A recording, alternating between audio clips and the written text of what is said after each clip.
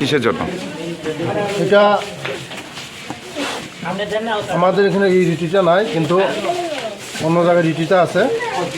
আমার যত ওয়েট আছে মিঠাই লাড্ডু, এটা এখানে এই মিঠাইটা সবকে খাওয়ানো হবে।